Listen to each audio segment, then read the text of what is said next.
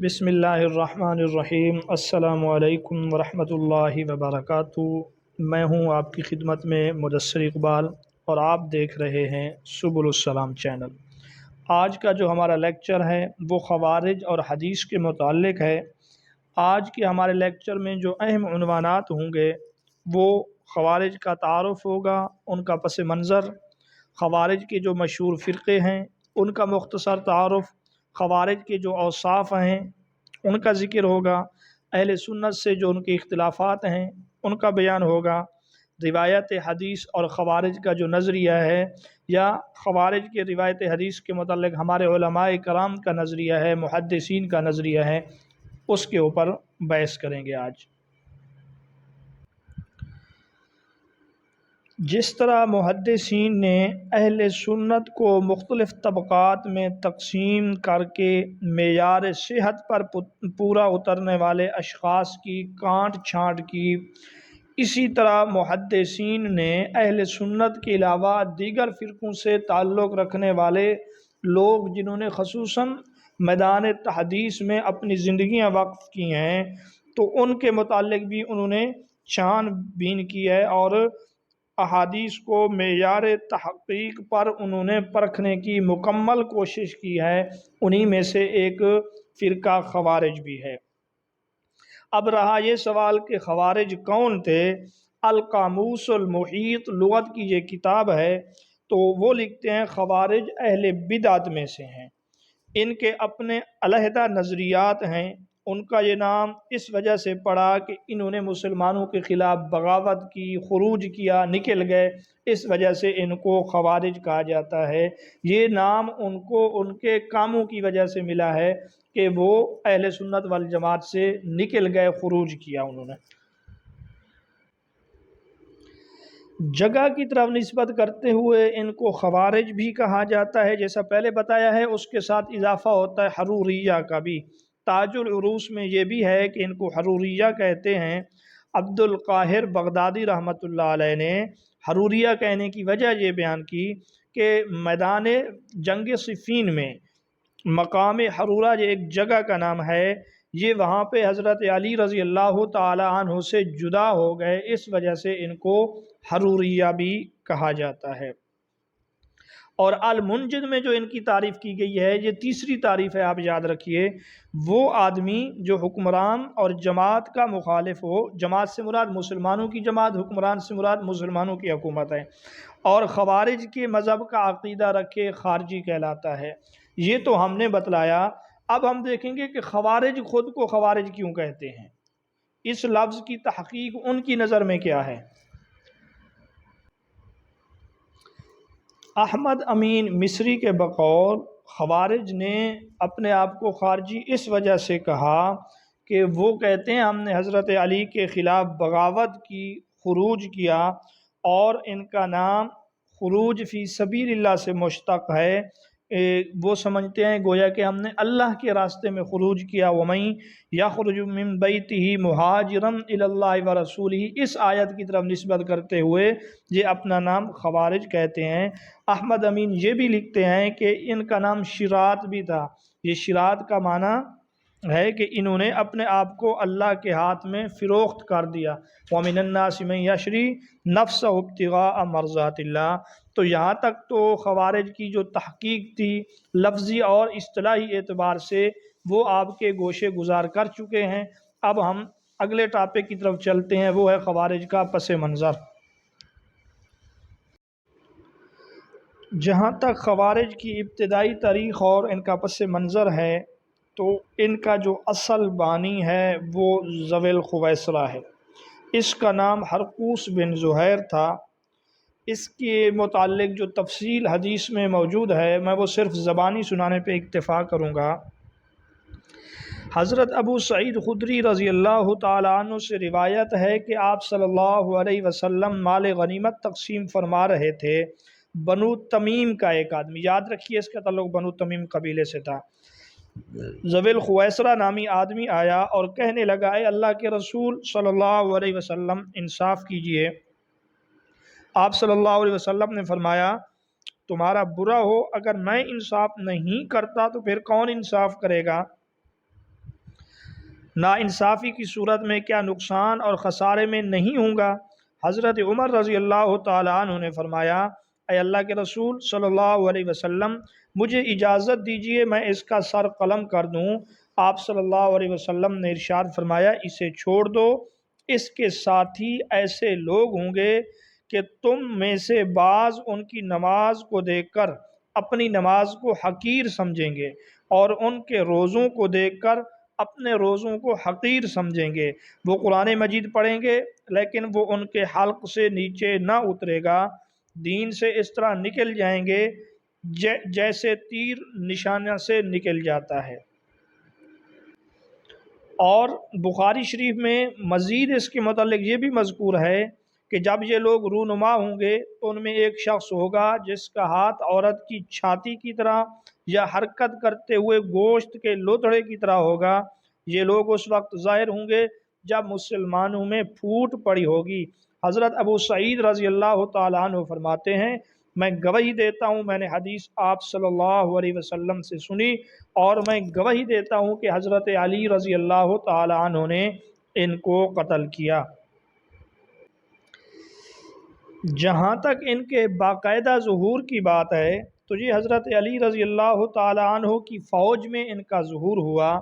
جنگ صفین کے بعد جب دونوں جانب سے لشکر معاویہ اور لشکر علی رضی اللہ تعالیٰ عنہ کی جانب سے حکم اور ثالث مقرر ہوئے تو معاہدہ تحکیم پر متفق ہونے کے بعد انہوں نے اس سے الگ ہو گئے، انہوں نے خروج کیا۔ علامہ عبد الکریم شورستانی رحمۃ اللہ علیہ کے بقول حضرت علی رضی اللہ تعالی عنہ جنگ بند نہیں کرنا چاہتے تھے کیونکہ حضرت علی فتح کے قریب پہنچ چکے تھے، لیکن یہی خارجی لوگ سامنے آڑے آئے جن میں سے اشعث بن قیس کندی اور مسعود بن التیمی وغیرہ ہیں۔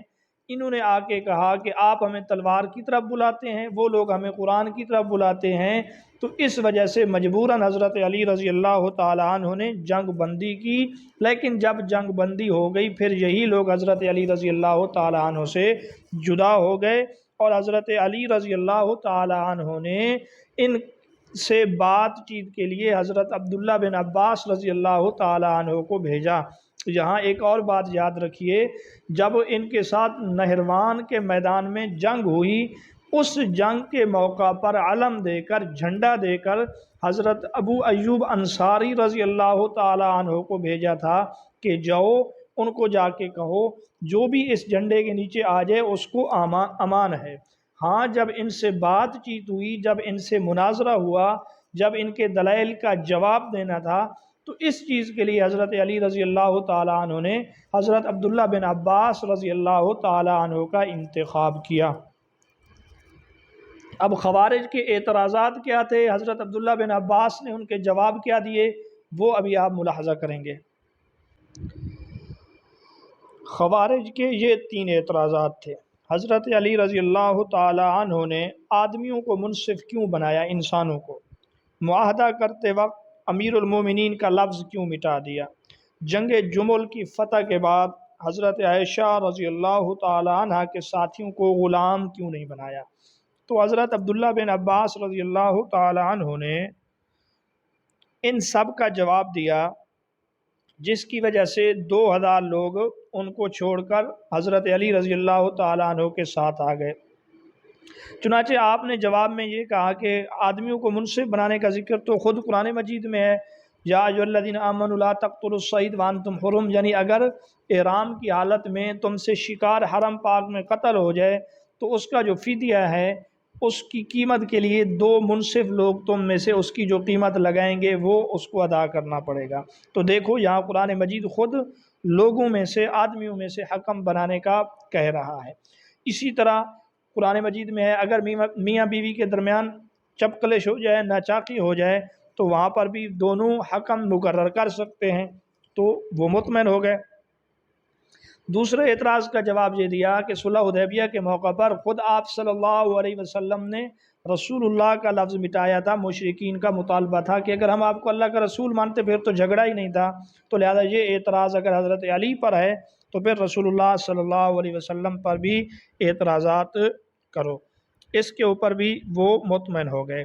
پھر حضرت عبداللہ بن عباس نے فرمایا جہاں تک جنگ جمل کی بات ہے تو وہاں پہ ذرا یہ بتائیے کہ حضرت عائشہ رضی اللہ تعالی عنہا کو تم ماں سمجھتے ہو کہ نہیں؟ اگر سمجھتے ہو پھر اگر تم کہو کہ اس کو قیدی بنائے پھر بھی تم مسلمان نہیں ہو، اور اگر تم اس کو ماں نہیں سمجھتے، قرآن مجید میں ازواج امہاتہم کا لفظ آیا ہوا ہے، تب بھی تم مسلمان نہیں ہو، یعنی ماں سمجھ کر قیدی بنو تب بھی مسلمان نہیں ہو، یا تم اسے ماں ہی نہ سمجھو تب بھی تم مسلمان نہیں ہو۔ اس پر وہ مطمئن ہو گئے، 2000 لوگ حضرت علی رضی اللہ تعالی عنہ کے ساتھ مل گئے۔ جنگ نہروان میں شکست کے بعد کچھ خوارج نے مل کر حضرت علی رضی اللہ تعالیٰ عنہ، حضرت امیر معاویہ اور حضرت عمرو بن عاص رضی اللہ تعالیٰ عنہ کو شہید کرنے کا منصوبہ بنایا۔ حضرت علی رضی اللہ تعالیٰ عنہ تو شہید ہو گئے، لیکن حضرت امیر معاویہ اور حضرت عمرو بن عاص رضی اللہ تعالیٰ عنہ بچ گئے۔ 43 ہجری میں خارجیوں نے ایک بہت بڑا منصوبہ بنایا تھا کوفہ میں، اور منصوبہ یہ تھا کہ عین عید الفطر کے موقع پر جب مسلمان عید نماز پڑھ رہے ہوں گے ان کے اوپر حملہ کر دیں گے اور ختم کر دیں گے، لیکن حضرت مغیرہ بن شعبہ رضی اللہ تعالیٰ عنہ کو اس کی اطلاع ہو گئی تو انہوں نے علقمہ بن قیس کو ان کی سرکوبی کے لیے بھیجا، معقل بن قیس کو ان کی سرکوبی کے لیے بھیجا، اور اس طرف جو خارجی تھا اس کا نام تھا مستورد۔ بہرحال ان دونوں کے درمیان زبردست جنگ ہوئی جس میں معقل بن قیس اور وہ خارجی دونوں قتل ہوئے، اور یوں ان کا زور کچھ حد تک ٹوٹ گیا۔ حضرت عمر رضی اللہ تعالیٰ عنہ بنو امیہ کے وہ واحد حاکم ہیں جن کے دور میں خارجی دب کر رہے ان کی سیرت کی وجہ سے۔ خوارج کے مشہور فرقوں میں ایک فرقہ الزارقہ ہے، اس کے بانی نافع بن ازرق ہے۔ اس نے یزید کے آخری دور میں خروج کیا تھا اور 65 ہجری میں یہ قتل ہوا ہے۔ الزارقہ کے عقائد میں یہ بات ہے کہ یہ حضرت علی، حضرت عثمان اور حضرت عبداللہ بن عباس جیسے جلیل القدر صحابہ کرام کی تکفیر کرتے تھے۔ یہ میدان جنگ میں مخالفین کے بچوں اور عورتوں کو قتل کرنا جائز سمجھتے ہیں۔ یہ کہتے ہیں مشرکین کے بچے اپنے آباء و اجداد کے ساتھ جہنم میں جائیں گے۔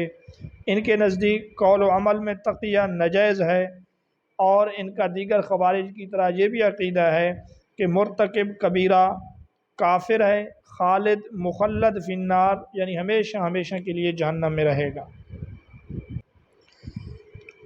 خوارج کا دوسرا فرقہ نجدیہ بھی ہے، اس کو نجدات بھی کہتے ہیں۔ ان کا بانی جو تھا نجد بن عامر حنفی ان کا بانی تھا، بنو حنیفہ سے اس کا تعلق تھا۔ یہ نافع بن ازرق کا خاص شاگرد تھا لیکن بعد میں اس سے جدا ہو گیا۔ ان کے عقائد میں یہ دیگر سے ذرا ممتاز ہیں اس بات میں، یہ کہتے ہیں کہ گناہ کبیرہ کا مرتکب کافر ہے بمعنی کفران نعمت، یعنی اس نے ایک نعمت کی ناشکری کی ہے، وہ کافر نہیں جو شرک اور کفر والا ہے، بلکہ جو کفران نعمت میں اس کو کافر کہتے ہیں، یعنی فاسق کو بالفاظ دیگر مذہب سے خارج نہیں سمجھتے۔ باقی قول و عمل میں یہ تقیہ کے قائل ہیں، وہ پہلے تقیہ کے قائل نہیں تھے، یہ قول و عمل میں تقیہ کے قائل ہیں۔ ان کو عازریہ بھی کہا جاتا ہے، عازریہ عذر سے نکلا ہے۔ اس کا مطلب یہ ہے کہ وہ کہتے ہیں فروعی احکام میں جہالت کی بنیاد پر غلطی کرنے والے کو یہ معذور سمجھتے ہیں، اس وجہ سے ان کو عازریہ بھی کہا جاتا ہے۔ خوارج کا تیسرا مشہور فرقہ بحیثیہ ہے، اور یہ ابو بحیث ہیثم بن جابر کے پیروکار ہیں۔ ابو بحیث ہیثم بن جابر یہ اس کا بانی ہے۔ بہرحال ان کے بھی عقائد ہیں، اور ولید کے دور میں، ولید بن عبد الملک کے دور میں اس کو قتل کر دیا گیا تھا۔ اور آخری فرقہ ان کا ہے اباضیہ، جس کے بانی عبداللہ بن عباز ہیں۔ یہ بھی خوارج کا ایک مشہور فرقہ ہے، اور انہوں نے مروان بن محمد کے دور میں، جو آخری اموی خلیفہ ہے، اس کے دور میں بغاوت کی تھی، اور اس کی بغاوت کو ختم کرنے کے لیے عبداللہ بن محمد بن عطیہ کو مروان بن محمد نے روانہ کیا تھا، اور شہر صنعا کے قریب ایک جگہ ہے تبالہ، یہیں پہ ان کی جنگ ہوئی۔ اہل سنت سے جو ان کے اختلاف ہیں وہ ان کے عقائد سے نمایاں ہو چکے ہیں۔ یہ مرتکب گناہ کبیرہ کو کافر سمجھتے ہیں، جبکہ اہل سنت اس چیز کے قائل نہیں ہیں۔ یہ عذاب قبر کے قائل نہیں، سلطان جابر کے خلاف بغاوت کو یہ فرض سمجھتے ہیں، بڑے بڑے صحابہ کرام کی یہ تکفیر کرتے ہیں، مشرکہ عورتوں، مشرکین کے چھوٹے بچوں کو بھی یہ جہنمی سمجھتے ہیں۔ اسی طرح میدان جنگ میں لوٹ مار کو، عورتوں، بچوں، سب کو قتل کرنا یہ جائز سمجھتے ہیں، جبکہ اہل سنت میں یہ چیزیں نہیں ہیں۔ اب ہم اپنے آج کے لیکچر کے آخری حصے کی طرف بڑھتے ہیں، اور وہ ہے روایت حدیث اور خوارج۔ یہ بات تو آپ کو معلوم ہے کہ محدثین نے روایت حدیث کے اصول وضع کرتے ہوئے کسی بھی راوی کی ثقاہت کے لیے، ثقہ ہونے کے لیے صداقت کو شرط اول قرار دیا ہے، اور اس کو اس قدر اہمیت دی ہے، اگر کوئی عام گفتگو میں بھی جھوٹ بولتا ہو تو اس کی روایت کو متروک کہا جائے گا، مردود کہا جائے گا، اس کی روایت کو قبول نہیں کیا جائے گا۔ چنانچہ امام شافعی رحمۃ اللہ علیہ کا فرمان ہے، آپ صلی اللہ علیہ وسلم کی حدیث صرف ایسے شخص سے لی جائے جس کا ثقہ ہونا یقینی ہو اور اس کا دین و امانت پسندیدہ ہو، کیونکہ یہ دین کا معاملہ ہے۔ اسی طرح ایک اور آپ صلی اللہ علیہ وسلم کا فرمان ہے، بنی اسرائیل کی روایت بیان کرو، اس میں کوئی حرج نہیں، میری احادیث بھی بیان کرو، لیکن میری ذات پر جھوٹ نہ باندھو۔ اس کے تحت امام شافعی رحمۃ اللہ علیہ فرماتے ہیں، ہم صرف ایسے آدمی سے حدیث اخذ کرتے ہیں، لیتے ہیں جو ثقہ یعنی بااعتماد ہو، اس کی نقل روایت کی صداقت ابتدا سے انتہا تک معروف ہو۔ ابن حجر رحمۃ اللہ علیہ فرماتے ہیں، محدثین جو سخت ترین جرح کرتے ہیں وہ اکذب الناس، یعنی سب لوگوں سے جھوٹا، یہ سخت سے سخت جرح ہے، جبکہ خوارج کے متعلق آپ پڑھ چکے ہیں کہ وہ عام گفتگو میں بھی جھوٹ بولنے کو کفر سمجھتے ہیں، لہٰذا خوارج کی طرف جھوٹ کی نسبت بہت مشکل اور ایک ناممکن بات ہے کہ وہ جھوٹ بولتے ہوں گے۔ یہی وجہ ہے کہ کہا جاتا ہے، خطیب بغدادی رحمۃ اللہ علیہ اور دیگر حضرات کہتے ہیں، بلکہ خطیب بغدادی نے یہ کہا ہے کہ صحابہ کرام خوارج اور اس قسم کے دیگر فاسقوں کی روایت اور شہادت کو جائز سمجھتے تھے۔ کیوں؟ اس کی وجہ یہ تھی کہ یہ لوگ سچائی کے متلاشی تھے، جھوٹ کو برا سمجھتے تھے، اور ان چیزوں کا ارتکاب نہ کرتے تھے جن سے بچنا چاہیے۔ اس وجہ سے صحابہ کرام اس قسم کی شہادتوں کو جائز سمجھتے تھے۔ اور امام ابو داؤد رحمۃ اللہ علیہ کا قول آپ سکرین کے اوپر بھی دیکھ سکتے ہیں کہ اہل بدعت میں سے خوارج سے بڑھ کر صحیح حدیث بیان کرنے والا کوئی نہیں ہے، کیونکہ یہ تو جھوٹ کو جائز ہی نہیں سمجھتے۔ اسی طرح امام ابن تیمیہ رحمۃ اللہ علیہ فرماتے ہیں، یہ لوگ جان بوجھ کر جھوٹ نہیں بولتے تھے بلکہ سچائی میں معروف تھے، اس بنا پر یہ بات کہی جاتی ہے کہ ان کی احادیث زیادہ صحیح ہیں، لیکن وہ لوگ جاہل تھے اور بدعت میں بھٹک گئے تھے۔ کتب موضوعات میں، یعنی وہ کتابیں جن میں موضوع روایات درج ہیں، من گھڑت روایات درج ہیں، وہاں صرف 2 روایات ایسی ہیں جن کی نسبت خوارج کی طرف کی گئی ہے کہ یہ 2 روایات خوارج نے گڑھی ہیں جھوٹ بول کے، لیکن وہ دونوں روایات بھی محل نظر ہیں، آیا واقعتاً یہ بات درست ہے بھی یا نہیں۔ لیکن ڈاکٹر مصطفیٰ سبائی یہ لکھتے ہیں کہ تلاش بسیار کے باوجود مجھے ایک حدیث بھی ایسی نہ ملی جو کسی خارجی نے وضع کی ہو۔ وہ لکھتے ہیں، میں نے موضوعات کی کتب میں بہت تلاش کیا، مجھے ایک خارجی بھی نہ ملا، جسے کذاب یا وضاع شمار کیا گیا ہو۔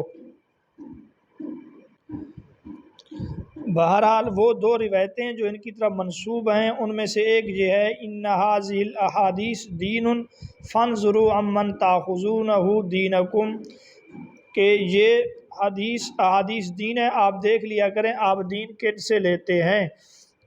انا کنا اذا ہوینا امرا، ہم جب کسی کام کو پسند کرتے تو اس کے متعلق اسیرناہ حدیثاً، تو اس کے متعلق حدیث گاڑ لیتے۔ یہ ایک روایت ہے جو کہا جاتا ہے خارجیوں نے اس کو گھڑا ہے، وضع کیا ہے۔ اور دوسری روایت جو وضع کی گئی ہے اذا اتاکم انی حدیث فاعرضوا علی کتاب اللہ فان وافق کتاب اللہ، کہ جب تمہارے پاس کوئی حدیث ہے تو اسے کتاب اللہ پر پیش کرو، اگر کتاب اللہ کے موافق ہو تو میں نے کہی ہوگی، فانا قلتہ، تو میں نے کہی ہوگی۔ اس حدیث کے متعلق بھی کہا جاتا ہے کہ یہ خارجیوں نے گھڑی ہے، لیکن روایت کو خارجیوں نے اس کو وضع کیا، لیکن پھر بھی یہ نسبت خوارج کی طرف محل نظر ہے۔ بخاری شریف جو بالاتفاق اصح الکتب بعد کتاب اللہ ہے، اس میں دو خارجی راوی موجود ہیں۔ اب اس کے اوپر اعتراض ہوتا ہے کہ امام بخاری رحمۃ اللہ علیہ خوارج سے روایت کیوں لیتے ہیں؟ محدثین کرام نے ان کے بہت زیادہ جوابات دیے ہیں، بہرحال ان تمام جوابات کو بیان کرنا یہاں ممکن نہیں، صرف ان کا خلاصہ بیان کرتے ہوئے آپ کو بتاتا چلوں۔ ایک قول یہ ہے کہ امام بخاری رحمۃ اللہ علیہ نے ان سے روایت لی تھی خارجی عقیدہ قبول کرنے سے پہلے، لہذا کوئی اعتراض نہیں ہے۔ ایک قول یہ بھی ہے کہ اس نے خارجی عقیدے سے رجوع کر لیا تھا، پھر بھی کوئی اعتراض نہیں ہے۔ اور تیسرا جواب اس کا یہ دیا جاتا ہے کہ بڑے بڑے محدثین اور نقاد جو طعن کرنے والے ہیں، جو نقد کرنے والے ہیں، انہوں نے اس کو ثقہ قرار دیا ہے۔ اور چوتھا جواب اس کا یہ دیا جاتا ہے کہ امام بخاری رحمۃ اللہ علیہ نے اس کو سند عالی سند میں روایات میں مستقل حیثیت نہیں دی، بلکہ متابعات میں بیان کیا ہے۔ اس سے پہلے 5 وہ روایتیں بیان کرنے کے بعد پھر اس کی روایت کا ذکر کیا ہے، گویا کہ یہ اس کے متابع ہے، اصل نہیں ہے، مستقل نہیں ہے۔